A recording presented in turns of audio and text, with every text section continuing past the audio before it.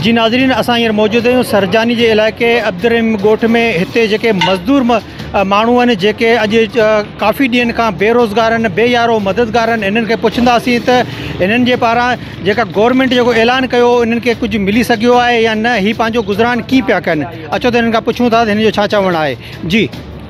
जी असांजी गुज़ारिश आहे जनाब वज़ीर आला मुराद अली शाह ऐं गवर्नर इमरान इस्माइल, वज़ीर आज़म इमरान ख़ान ऐं आर्मी चीफ कमर जावेद बाजवा खे इहा गुज़ारिश आहे त हीअ जेके ग़रीब जेके वसियूं आहिनि उन्हनि में रोज़मर्रा जो कमु कंदड़ जेके मज़दूर तबिको आहे उहो तमामु मफ़लूज थी पंहिंजे घरनि में वेही रहियो आहे। असां हुकूमत जे कमनि खे इक़दामनि खे असां बिल्कुलु लबेक था चऊं, पर जेको रोज़मर्रा जो मज़दूर कमु कंदड़ आहे जेको रोज़ ॾियारी खणी अचे पंहिंजे बचनि खे राशन वग़ैरह ॾींदो आहे उहो मफ़लूज थी विया आहिनि। मतलब तमामु सिंध हुकूमत खे ऐं पाकिस्तान जेका वेठा आहिनि वफ़ाक़ में वेठा आहिनि इदारा जेके उन्हनि खे असां गुज़ारिश था कयूं त जेके नंढा नंढा इलाइक़ा जिते मज़दूर तबिको आहे हिते इंडस्ट्रियल एरिया आहे अब्दुर्रहीम ॻोठ, तक़रीबन हिते मज़दूर तबिको थो रहे, जेतिरो थी सघे त हिते अचे वार कनि ऐं मज़दूर तबिके खे राशन तक़सीम कनि त जीअं उहो पंहिंजे बचनि जो गुज़र सफ़र करे सघे। अच्छा, लोकल गवर्नमेंट जे पारां कुझु बि मतिलबु को सहायता कई वई आहे, उन जे बारे में कुझु छा चवंदो? साईं अहिड़ी का बि असांखे त सिचुएशन नज़र कोन आई आहे। वधि में वधि हिते राति तक़रीबन 10:30 बजे धारा मां निकितो हुयुमि ॿाहिरि त हिते पुलिस मोबाइल आई जेका हारन हणंदी इहा वापसि हली वई। को हिते सख़्तीअ जी ॻाल्हि कान्हे, का हर शइ उहा ई जीअं तव्हां पाण ॾिठो अचे त आम ॿार बि हिते गिटियुनि में रोडनि रस्तनि ते घुमे थो फिरे थो पियो, अहिड़ो को बि मसालो कोन्हे को, ईअं पियो लॻे जीअं आम जीअं ज़िंदगी हुई उहा ई साॻी रवां तव्हां पई हले। अच्छा, खाधे पीते जी शयूं आहिनि जेके मिलनि पियूं या मिलण में को दुश्वारी आहे या उन्हनि जा रेट जेके आहिनि उहो मुनासिबु आहिनि या को रेट को मतिलबु चोट चढ़िया आहिनि या को कमी पेशी थी आहे? जी बिल्कुलु, रेटनि में असांखे तब्दीली नज़र आई आहे। जो एतिरी कोटा कोन्हे का दुकानदारनि वटि त जेका शइ असांखे 100 रुपए में मिले उहा 150 ताईं मिले थी ऐं उन में तमामु तकलीफ़ थी थिए मज़दूर तबिके खे, छो जो हिकिड़ो 500-1000 रुपया जेको घर में हूंदो उहो 500-1000 में सिर्फ़ु अटो ऐं गिहु वठण में पूरो थींदो, बाक़ी ॿियूं शयूं जेके आहिनि उहे आणण में तमामु तकलीफ़ आहे घणी। ज़ाहिर ॻाल्हि आहे अटो ऐं पाणी त कोन थो इंसानु खाई सघे, त जेतिरो थी सघे असांजी सिंध गवर्नमेंट खे गुज़ारिश आहे त जेके मज़दूर तबिके वारा इलाइक़ा आहिनि उन्हनि खे जल्द में कवर कनि। हिते तक़रीबन हिन महिल 3 ॻोठ आहिनि असांजा, अब्दुर्रहीम ॻोठ आहे, सिद्दीक़ ॻोठ आहे, यूसुफ ॻोठ आहे। हिते इंडस्ट्रियल एरिया जा मज़दूर आहिनि जेके रोज़मर्रा जी ड्यूटी कंदा। हाणे इंडस्ट्रियल एरिया बंदि थियण खां पोइ घर में मफ़लूज थी विया आहिनि, जेतिरो जल्दी थी सघे त इहा महिरबानी करे हिते अचे कवर कनि त जीअं असांजा मज़दूर तबिके जा माण्हू जेके आहिनि उहे पंहिंजे बचनि जी सही तरीक़े सां गुज़ारो कनि। असां गॾु हींअर SHO सरजानी टाउन मौजूदु आहे, इन्हनि सां मालूम कंदासीं त इन्हनि खे लॉकडाउन जे दौरान जेका आवाम खे रोकण लाइ कहिड़ा मसइला अचनि पिया, इन्हनि सां मालूम कंदासीं त छा प्रॉब्लम अचनि था। जी अस्सलाम वालेकुम। हमें मुसीबत ये है कि इस वक्त जो हम फेस कर रहे हैं, लोगों को मिन्नतें कर रहे हैं कि अपने घरों में जाएं और घरों में जाके बैठें और अपने हिफाजत करें, अपने बच्चों की हिफाजत करें। कोरोना तुम्हारे पास नहीं आता, तुम कोरोना को अपने घर लेकर आते हो। अभी ये आपके सामने खड़े हुए, इनको ज़रा घुमा के आप दिखा दें ज़रा, ये देखें इनकी हालत देखें। आप इनसे पूछें ना कहाँ गए थे, कहाँ से आ रहे हैं, क्यों आ रहे हैं, मिन्नतें कर रहे हैं, अल्लाह के वास्ते दिए जा रहे हैं, रसूल के वास्ते दिए जा रहे हैं, लेकिन इनकी समझ नहीं आ रही। हमारी मजबूरी ये है कि खाने काबा मदीना मुनव्वरा के दरवाज़े बंद हो गए हैं। सऊदी हुकूमत ने वहाँ पे कर्फ्यू का निज़ाम किया हुआ है। मताब खाने काबा का मताब उसका तवाफ़ जो है वो ज़िंदगी में बंद नहीं हुआ, अभी 2 महीने से उसका तवाफ़ मुकम्मल बंद है। लेकिन ये हमारी कौम उसको नहीं समझ रहे, नादान हैं। मेरी इनसे सदा है कि अपने घरों में रहें, मासवाए मेडिकल प्रॉब्लम अस्पताल जाना अशद ज़रूरी हो तो घर से निकलें, नहीं तो अपने घरों तक महदूद रहें, अपने मासूम बच्चों अपने प्यारों को देखें। मेरी सदा ये है कि आप ये वो मौत आपको अल्लाह न करे कि नसीब हो जिसमें अपने प्यारे ही हाथ न लगाएं, जिसमें म्यूनसिपल और ईदी वाले आकर आपको उठाना शुरू कर दें, आपके प्यारे आपको हाथ लगाते हुए डरें, तो ऐसी मौत से क्या फ़ायदा मेरे भाई। मेहरबानी करके अपने घरों में महफूज रहें और कोरोना को अपने घर की तरफ मत लेकर आएँ। शुक्रिया। ये असांजो मज़दूर तबिको आहे, हिते घणी मज़दूर तबिको थो रहे ऐं ॿियो हिते रिलीफ बेड़ो न ॾिनो वियो आहे ऐं हुकूमत ऐलान बि कयो त असां रिलीफ ॾींदासीं मज़दूर माण्हुनि खे। हिते सभु मज़दूर माण्हू थो रहे, पूरो ॻोठ आहे, यूसुफ ॻोठ आहे, अब्दुर्रहीम ॻोठ आहे, सिद्दीक़ ॻोठ आहे, 3 ॻोठनि जो ही चौंक आहे। उन ते ॿियो जेको कर्फ्यू लागू कयो वियो आहे उन ते माना अमल न थियो आहे। पुलिस अचे थी बसि चकर हणी हलियो थी वञे, न माण्हू अंदरि था वेहनि, न छा मज़दूर माण्हू आहिनि काॾे वञनि। ॿियो हिते अहिड़ो रिलीफ न मिलियो वियो आहे ऐं जेको बि जंहिं दुकान ते वञनि त डबल क़ीमत थी वञे उनजी। अगरि जे केरु वठे थो सौदो सामान त उनखे डबल क़ीमत वठी थी वञे। इन जे करे असां सिंध गवर्नमेंट खे अपील था कयूं त हिन ॻोठनि ते कंट्रोल कयो वञे ऐं हिन ॻोठनि जी मालिकी कई वञे ऐं मज़ूरनि खे पंहिंजो रिलीफ ॾियो वञे, को राशन पहुचायो वञे त को। अटे जो रेट हींअर छा पियो हले? अटे जो साईं 70-80 ॿुधूं था, 75-70 ईअं ॿुधूं था, पर वञो वञो त 80 ते ॿुधाइनि था रेट। दुकानदार पंहिंजो रेट वधीक ॿुधाइनि था, दुकानदार पंहिंजो रेट मथे ॿुधाइनि था। गिहु वठो त गिहु 100 रुपए जे किलो आहे त 150 रुपए 160 ते था ॾियनि गिहु किलो। मज़ूर माण्हू काॾे वञे, परेशान ऐं ॾाढा।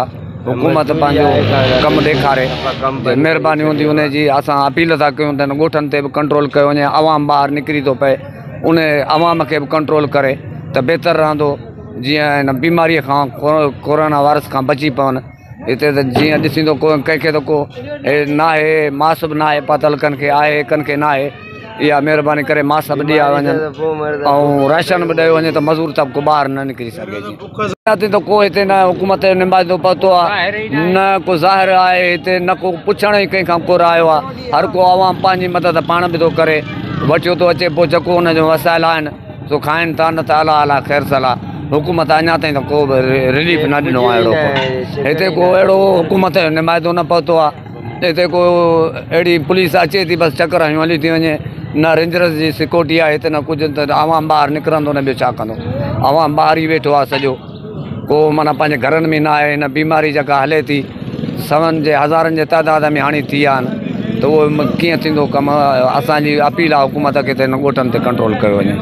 इहो कंदासीं साईं मुराद अली शाह खे त हिकु बेरोज़गारी, ॿियो किरोना वायरस जो हैरास ख़ौफ़। तंहिंखां पोइ हिते तक़रीबन कची आबादी आहे, बेरोज़गार माण्हू रहंदा, उनजा कमकार बि बंदि आहिनि। जेको कम ते वञे त हुनखे गवर्नमेंट मजबूरनि ख़ातिर थाणे ते खयों थी वञे। काॾे वञनि बेरोज़गार माण्हू, हिकु हैरास किरोना जो, ॿियो बेरोज़गारी, ॿियो किराएदार माण्हू आहिनि। 5000-6000 रुपया फ़ी घर जो किरायो आहे हिकिड़े कमरे वारे जो। जे किराएदार खे किरायो मालिक खे नथो मिले त उहो बि चए थो घर ख़ाली कयो। बेरोज़गार माण्हू काॾे वञे, का बि हिते सहूलियत न आहे। तंहिंखां पोइ न्यू कराची अब्दुर्रहीम ॻोठ सरजाऊं टाउन में अचे थो। हिते तक़रीबन बेरोज़गारी वधीक आहे, सभु मज़दूर तबिको रहे थो। कची आबादी आहे, पाणी जा मसइला आहिनि, बिजली जा मसइला आहिनि, उहे बि पंहिंजी जॻह ते। पर हिन वक़्तु सॼो इलाइक़ो मुतासिर रहिजी वियो आहे त ॿाहिरि कम ते नथो वञी सघे, फैक्ट्री ते कमकार करणु वेंदा, उतां कम जी मोकल थी वई आहे। इन करे अब्दुर्रहीम ॻोठ जा माण्हू सभ खां वधीक परेशान आहिनि। ऐं असांजे सिंध उहो ई बि ग़रीब आहे, पर जेका बीमारी आई आहे इन में ईअं सम्झो 20 साल पोइते पइजी विया बेरोज़गारी जे हिसाब सां। असां साईं मुराद अली शाह खे इहो ई अर्ज़ु कंदासीं त सिंध जे माण्हुनि जो ख़्यालु कनि त पूरे पाकिस्तान जो ख़्यालु, पर सिंध तमामु ग़रीब आहे ऐं सिंध में तमामु ग़रीब माण्हू रहंदा, उन्हनि जो ख़्यालु कनि ऐं उन्हनि जी मालिकी कनि, महिरबानी थींदी। जा रेट तक़रीबन हिते परचून जा दुकान त बंदि आहिनि। सिंधी होटल आहे न्यू कराची एरिया में, उते वेंदा आहियूं वठणु त माना अटो ॿुधूं पिया था महांगो आहे, सब्ज़ी बि महांगी थी वई आहे, का बि अहिड़ी सहूलियत न आहे। हिते को वॾो किराना स्टोर न आहे, वॾो को दुकानु आहे, यूटिलिटी स्टोर आहे, उते बि काड़ी शइ मौजूदु न आहे जो हर बंदो वञे माण्हू वञे हुनखे सस्ती मिलणी का कहाणी न आहे। न वरी हींअर ताईं हिन ॻोठ में कंहिंखे को फंड मिलियो आहे, हींअर ग़रीब आम रहे थी, हुनखे अटो ॾियनि या काड़ी शइ, काड़ी सहूलियत न थिए हिन वक़्त ताईं। छो त 5 ॾींहं आहे, GSN चौक आहे, हे बि बंदि आहे, का शइ खुलियल न आहे, मजबूरन बंदि कयो वियो आहे। असां मञूं था वाक़ई गवर्नमेंट असांजी हिफ़ाज़त करे थी, इहो असांजो ई बलवा जो कोई इलाइक़ो असां बंदि थियो आहे, पर बेरोज़गार माण्हू छा खाईंदा। अच्छा, सिंध गवर्नमेंट जेको साबुण ॾियण जो ऐलान कयो, उहो साबुण भला मिलियो आहे तव्हांखे? असांखे त न मिलियो आहे, जेतिरी बि आवाम बीठी आहे कंहिंखे बि हिते न मिलियो आहे। ईअं सम्झो 50 घर जा माण्हू बीठा आहिनि, कंहिंखे बि का शइ न मिली आहे। जहाँ कोरोना वायरस के मामला से एहतियाती तदाबीर की जा रही हैं, यहाँ गली मोहल्ले में और चौक पर जो है जगह जगह कचरे के ढेर और गटर बह रहे हैं, उसका भी कुछ खात्मा किया जाए ताकि वायरस कम से कम हो और लोग बीमारी से बचें। आपकी ये कौन सी यूसी है और क्या चेयरमैन का नाम क्या है और कौन है? यही यूसी है, UC7। कौन है चेयरमैन यहाँ का? चेयरमैन नूर मोहम्मद चन्ना है। नूर मोहम्मद चन्ना है चेयरमैन तो होगा ना? चेयरमैन है नूर मोहम्मद चन्ना है। अच्छा, हाँ, गटर बह रहे हैं यहाँ पे, लोगों के पानी गंदा आ जाता है, गटर का पानी आ जाता है लाइनों में, पीने का पानी साफ नहीं है, तो फिर क्या होगा, लोग बीमार नहीं होंगे। ये मसला कब से है? बहुत अरसे से चल रहा है ये मसला तो। अच्छा, हाँ जी। सरकार से, मुराद अली शाह साहब से, कि यहाँ आप देख रहे हैं हालात कैसे हैं, और ये यहाँ जो ये हमारा इलाका हमेशा पीपल्स पार्टी का सपोर्टर रहा है, और यहाँ लोग जो बेरोज़गार हैं हज़ारों की तादाद में, सैकड़ों लोग, और आप इनकी हेल्प करें। राशन नहीं है, कुछ भी नहीं है, यहाँ कोई भी सहूलत मौजूद नहीं है जो वो ज़िंदगी गुजार सके। आप क्या काम करते हो? हम कंपनियों में करते हैं, आजकल कंपनियां बंद हैं। अच्छा, कब से बंद है? ये तकरीबन 1 हफ्ता हो गया। गवर्नमेंट जे पारां जेको ऐलान कयो वियो आहे त तव्हांजो जेको मज़दूर तबिको आहे उनजी दिहाड़ियूं कोन कटी वेंदियूं, उन्हनि खे फुल पगार ॾिनो वेंदो जेसि ताईं बि जेको मोकल जो माना जेको सिलसिलो हले पियो उन ताईं। त छा इहो हक़ीक़त आहे, तव्हांखे पगार वग़ैरह मिलियो आहे या उन त जेको तव्हांजे माना सेठनि जे तरफ़ां छा तव्हांखे माना मोट मिली आहे? बिस्मिल्लाहिर्रहमानिर्रहीम। न सर, अहिड़े इन तरीक़े जूं रुॻो ॻाल्हियूं ॿुधियूं आहिनि ऐं असांखे कंहिं बि तरीक़े जो रिलीफ न मिलियो आहे पंहिंजी कंपनी मां। ख़ाली असां ॿुधो अची त जेको आहे फी वर्कर खे 15,000 ऐं उनखे राशन ॾिनो वेंदो 15 ॾींहंनि जे लाइ, उनखे जेको आहे सो घर में रहणो पवंदो। इहे रुॻो ॻाल्हियूं ॿुधियूं अथऊं। इन शइ जी, इन तरीक़े जी का बि शइ असांखे न मिली आहे, न ई मिलण जो को आसरो आहे असांखे। अच्छा, तव्हां हींअर ऑन ड्यूटी आहियो या तव्हांखे ड्यूटी खां निकाले छॾियो? मां छुटीअ ते आहियां। हींअर मुंहिंजी कंपनी खुलंदी त मां ड्यूटी ते वेंदुसि। मां जेको आहे कंपनी बंदि हुजण जे करे मां पंहिंजे घर आहियां। सब्सक्राइब कयो अवांजे पंहिंजे चैनल सोच टीवी के ऐं बेल आइकन के दबाइण कदें भी न विसारींदा। सब्सक्राइब करें आपके अपने चैनल सोच टीवी को और बेल आइकन पर क्लिक करना ना भूलें। Don't forget to subscribe our channel Soch TV and press the bell icon.